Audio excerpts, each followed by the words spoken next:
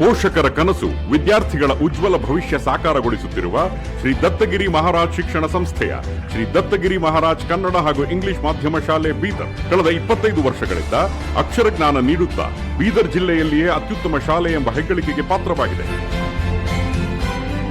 ಸಮರ್ಪಿತ ಆಡಳಿತ ಮಂಡಳಿ, ಕನ್ನಡ ಮತ್ತು ಇಂಗ್ಲಿಷ್ ವಿಭಾಗಗಳಿಗೆ ಸಮರ್ಥ ಮುಖ್ಯ ಗುರುಗಳು, ಅರ್ಹ ಹಾಗೂ ಅನುಭವಿ ಶಿಕ್ಷಕ ವೃಂದ, ಉತ್ತಮ ಗ್ರಂಥಾಲಯ, ಸಕಲ ಸಲಕರಣೆ ಒಳಗೊಂಡ ವಿಜ್ಞಾನ ಪ್ರಯೋಗಾಲಯ, ಪ್ರಾಯೋಗಿಕ ವಿವರಣೆ ಹಾಗೂ ಪ್ರೊಜೆಕ್ಟರ್ ಮೂಲಕ ಪಾಠ ಬೋಧನೆಯ ವಿಶೇಷತೆಗಳು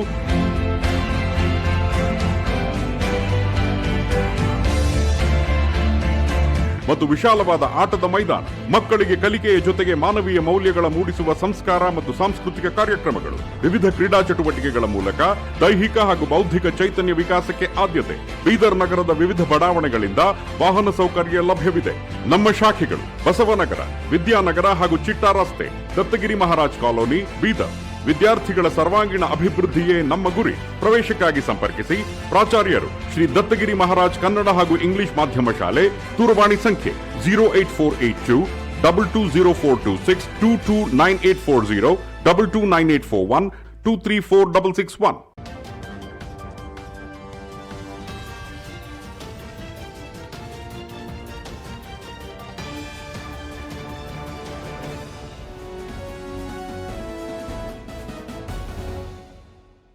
ಎಲ್ರಿಗೂ ನಮಸ್ಕಾರ. ನೀವು ನೋಡ್ತಾ ಇದ್ದೀರಾ ಸುದ್ದಿ ಸಮಯ ನ್ಯೂಸ್ ಚಾನಲ್. ಇದು ಡೆನ್ ನೆಟ್ವರ್ಕ್.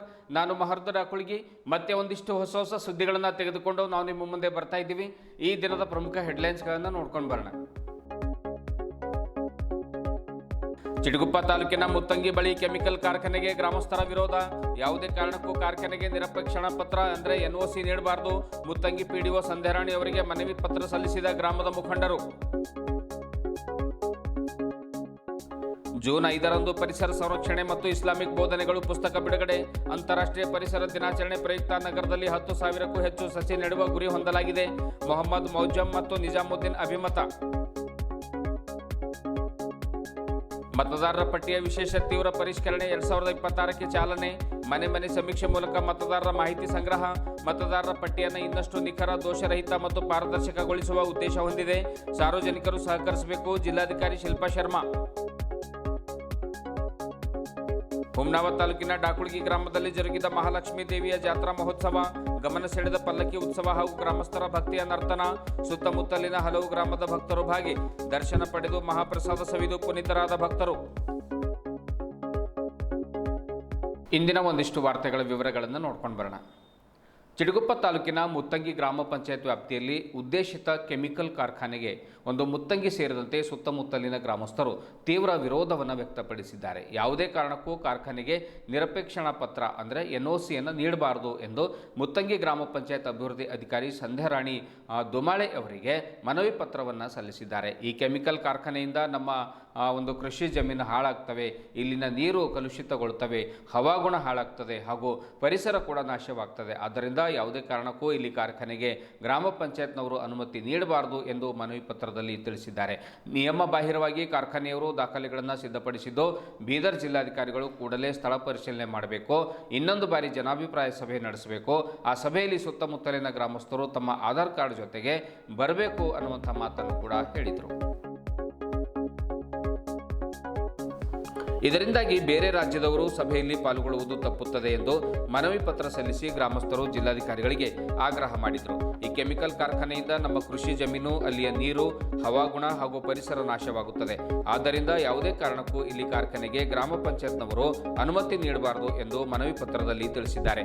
ಹಿರಿಯರಾದ ರಾಮರಾವ್ ಮಹಾರಾಜ್, ಸುಭಾಸ್ ರೆಡ್ಡಿ ಪಾಲತಿ, ರಾಜೇಂದ್ರ ಬುಜಿ, ಶಿವಕುಮಾರ್ ಎಸ್ ಮುತ್ತಂಗಿ, ರಾಜಣ್ಣ ಪೊಲೀಸ್ ಪಾಟೀಲ್, ಸಿದ್ದು ಬುರಾಣ್ಪುರ್, ಕೃಷ್ಣಾರೆಡ್ಡಿ, ಜಗನ್ನಾಥ್ ರೆಡ್ಡಿ, ಸಿದ್ದ ಹೂಗಾರ್, ರೇವಣಸಿದ್ದಪ್ಪ ಸ್ವಾಮಿ, ಆಮೇಲೆ ರಘು ಉಡ್ಬಾಳ್, ಸಂತೋಷ್ ಏಕ್ಮೆ, ಸಾದಿಕ್ ಮುಲ್ಲಾ ಸೇರಿದಂತೆ ಇನ್ನಿತರರು ಮನವಿ ಪತ್ರ ಸಲ್ಲಿಸುವಂತ ಸಂದರ್ಭದಲ್ಲಿ ಉಪಸ್ಥಿತರಿದ್ದರು.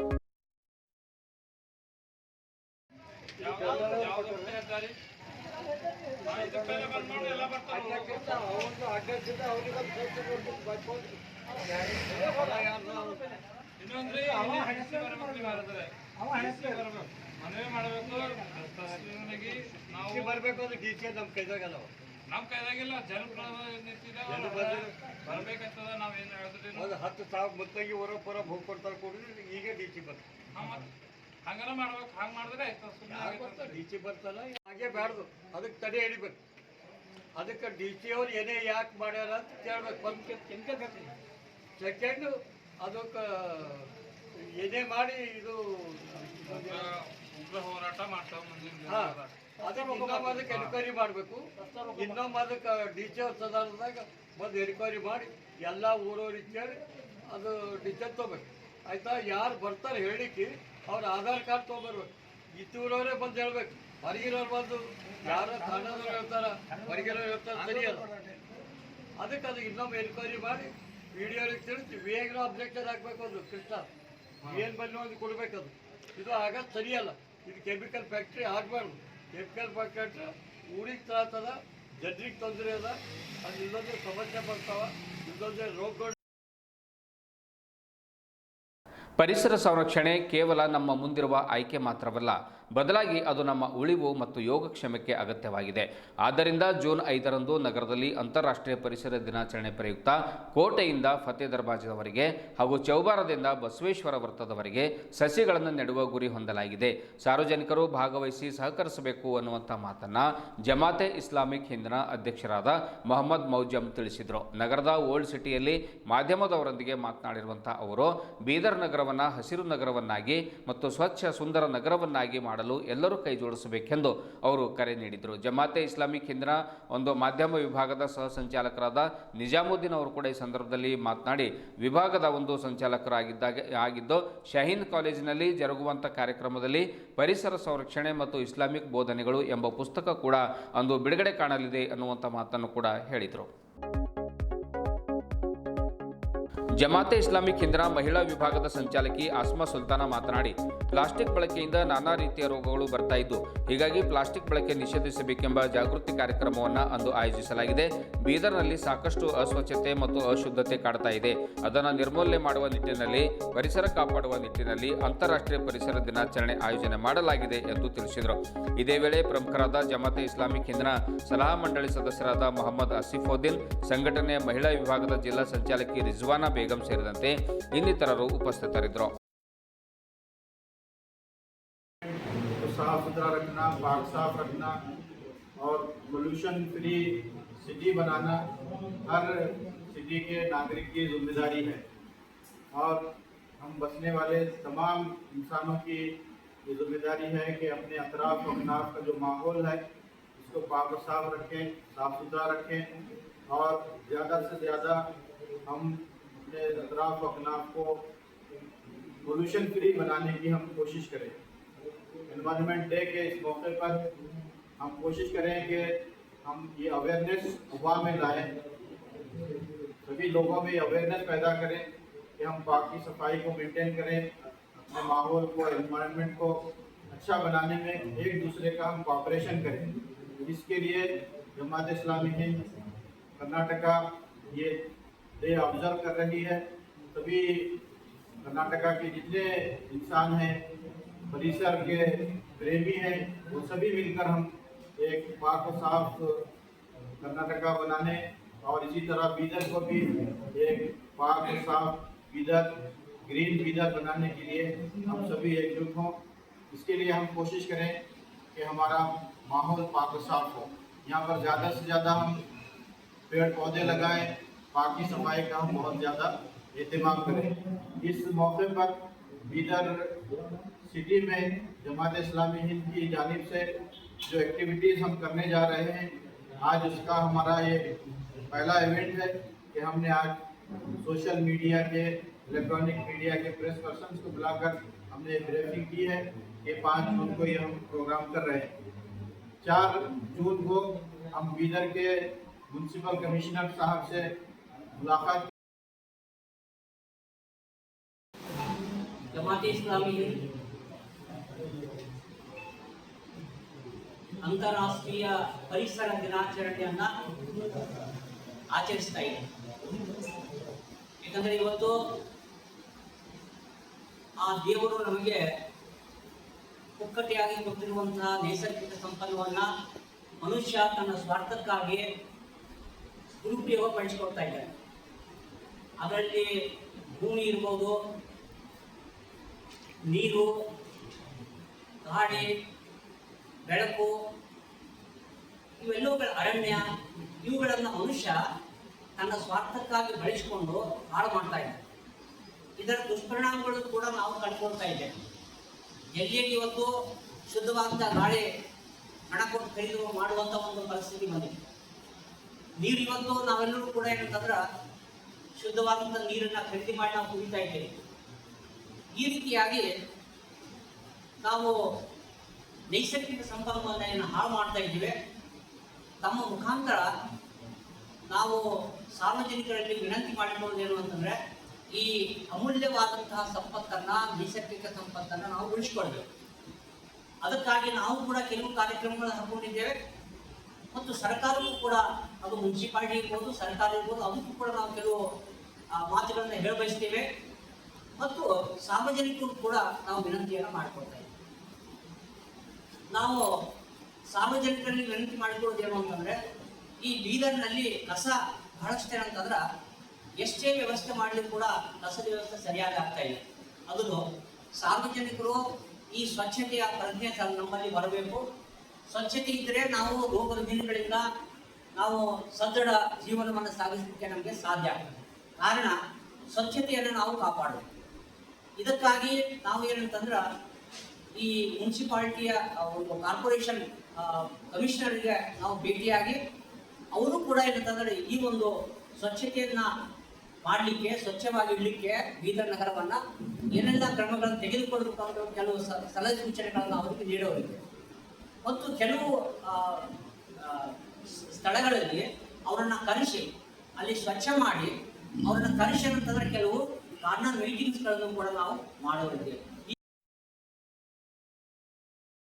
जमात इस्लामी हिंद बिदर और मोहतरमा रिजवाना बेगम साहिबा, district in charge women's wing Jamaat Islami Hind Bidar, आप तमाम का इस अहम प्रेस कॉन्फ्रेंस में इस्तेमाल करते हैं। आज हमारी यहाँ जमा होने की सबसे बड़ी वजह वो संगीन माहौलियाती बहरान, रिकॉर्ड तोड़ गर्मी और पानी की शदीद किल्लत है, जिसका सामना इस वक्त हमारी रियासत और ख़ास तौर पर हमारा इलाका कर रहा है। ये सूरत हाल हम सिर्फ खामोश तमाशाई बने रहने के बजाय फौरी अमली इक़दाम का तकाज़ा करती है। इसी पस मंज़र में 5 जून आलमी यौम माहौलियात वर्ल्ड एनवायरनमेंट डे के मौके पर जमात इस्लामी हिंद कर्नाटक के ज़ेर एहतमाम पूरे बीदर ज़िले में हम एक जामे बेदारी मुहिम शुरू करने जा रहे हैं। इस मुहिम का बुनियादी मकसद ख़वातीन, बच्चों और आम शहरियों में माहौलियाती तहफ़्फ़ुज़ की क्या जिम्मेदारी का एहसास पैदा करना है। इस मुहिम के तहत हमारे ज़िले में दर्जन अमली इक़दाम किए जाएंगे। बड़े पैमाने पर शजरकारी 5 जून को बीदर के अवामी और अहम मुकामात पर क्या है पौधे लगाए जाएंगे।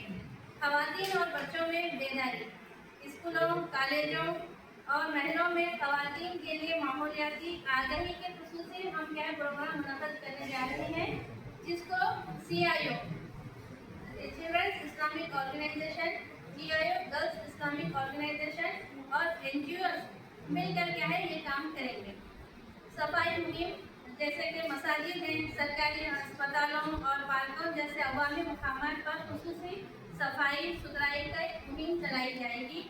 प्लास्टिक का खात्मा, जैसे कि शहर को प्लास्टिक से पाक करने के लिए शऊर बेदार किया जाएगा और पम्पलेट्स तकसीम किए जाएंगे। इको फ्रेंडली यानी कि माहौल दोस्त और मस्जिद, पानी और बिजली की बचत और इसराफ को रोकने के लिए ख़वातीन के ज़रिए क्या है घर घर हम जाकर क्या है ये मुहिम चलाई जाएगी। मीडिया के ज़रिए इधर के अवाम बिलखुसूस ख़वातीन ಭಾರತ ಚುನಾವಣಾ ಆಯೋಗದ ನಿರ್ದೇಶನದಂತೆ ರಾಜ್ಯದ ಎಲ್ಲ ವಿಧಾನಸಭಾ ಕ್ಷೇತ್ರಗಳಲ್ಲಿ ವಿಶೇಷ ತೀವ್ರ ಪರಿಷ್ಕರಣೆ ಅಂದರೆ SIR ಕಾರ್ಯಕ್ರಮವನ್ನು ಹಮ್ಮಿಕೊಳ್ಳಲಾಗಿದ್ದು, ಮತದಾರರ ಪಟ್ಟಿಯನ್ನು ಇನ್ನಷ್ಟು ನಿಖರ, ದೋಷರಹಿತ ಮತ್ತು ಪಾರದರ್ಶಕಗೊಳಿಸುವ ಉದ್ದೇಶ ಹೊಂದಿದೆ ಎಂದು ಜಿಲ್ಲಾಧಿಕಾರಿ ಶಿಲ್ಪಾ ಶರ್ಮಾ ತಿಳಿಸಿದರು. ನಗರದಲ್ಲಿ ಒಂದು ಬುಧವಾರ ಜಿಲ್ಲಾಧಿಕಾರಿ ಕಚೇರಿಯಲ್ಲಿ ನಡೆದ ಸುದ್ದಿಗೋಷ್ಠಿಯಲ್ಲಿ ಮಾತನಾಡಿರುವಂಥ ಅವರು, ಮತದಾರರ ಪಟ್ಟಿಯ ಪರಿಷ್ಕರಣೆ ಪ್ರಕ್ರಿಯೆ ಅಂಗವಾಗಿ ಮನೆ ಮನೆ ಸಮೀಕ್ಷೆ ನಡೆಸಲಾಗ್ತಾ ಇದೆ.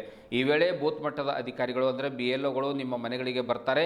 ನೀವು ನಿಖರವಾಗಿರ್ತಕ್ಕಂಥ ಮಾಹಿತಿಗಳನ್ನು ಕೊಡಬೇಕು, ಯಾವುದೇ ಕಾರಣಕ್ಕೂ ಕೂಡ ಮಿಸ್ ಮಾಡಬಾರ್ದು ಅನ್ನುವಂಥ ಮಾತನ್ನು ಕೂಡ ಹೇಳಿದರು. ಸಂಗ್ರಹಿಸಲಾದ ಮಾಹಿತಿಯ ಆಧಾರದ ಮೇಲೆ ಮತದಾರರ ಪಟ್ಟಿಯ ಒಂದು ಪರಿಷ್ಕರಣೆ ಆಗುತ್ತೆ, ತಿದ್ದುಪಡಿ ಆಗುತ್ತೆ ಮತ್ತು ನವೀಕರಣ ಕಾರ್ಯ ಕೈಗೊಳ್ಳಲಾಗ್ತಾ ಇದೆ ಎನ್ನುವಂಥ ಮಾತನ್ನು ಕೂಡ ಜಿಲ್ಲಾಧಿಕಾರಿ ಶಿಲ್ಪಾ ಶರ್ಮಾ ಹೇಳಿದರು. ಜಿಲ್ಲಾಧಿಕಾರಿಗಳ ಮಾಹಿತಿ ಪ್ರಕಾರ 2026 ಅಕ್ಟೋಬರ್ 1 ಅರ್ಹತಾ ದಿನಾಂಕವಾಗಿ ನಿಗದಿಪಡಿಸಲಾಗಿದೆ.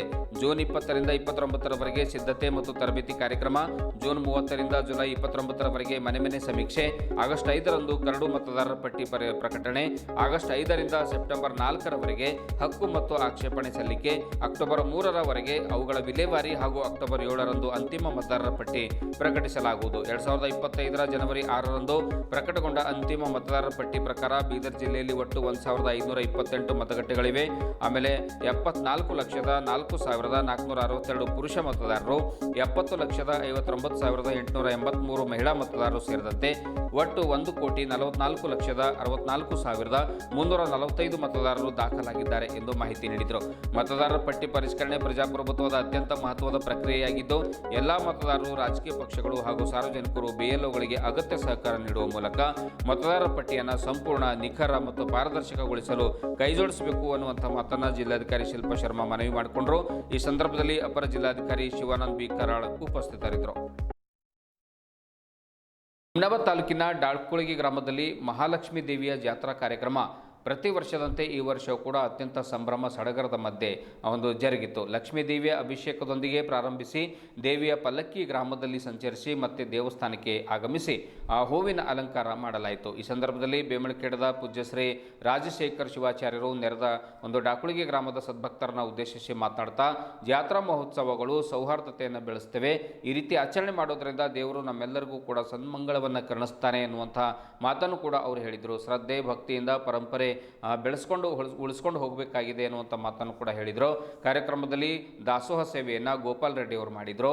ಸೈಯದ್ ಅಲಿ, ಜಮಲ್ ಸಾಬ್ ಡಾಕುಳಿಗಿ ಸೇರಿದಂತೆ ಇನ್ನು ಗ್ರಾಮಸ್ಥರು ಮತ್ತು ಸುತ್ತಮುತ್ತಲಿನ ಗ್ರಾಮಸ್ಥರು ಕೂಡ ಈ ಒಂದು ಜಾತ್ರಾ ಮಹೋತ್ಸವದಲ್ಲಿ ಪಾಲ್ಗೊಂಡು ಪ್ರಸಾದವನ್ನು ಸೇವಿಸಿ ದೇವಿ ದರ್ಶನವನ್ನು ಪಡೆದುಕೊಂಡು ಪುನೀತರಾದರು.